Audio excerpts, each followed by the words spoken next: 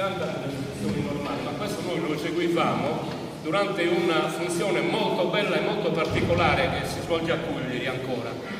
La tredicina di Sant'Antonio è fatta tutta in un modo alla sarda, l'orazione, tutte le preghiere, eccetera, il prete le svolge tutte in sardo, in latino si svolgono le strette parti liturgiche e basta. Anche i canti, i vari canti che si cantano, sono musicati, strutturati un po' alla maniera sarda, con colpo.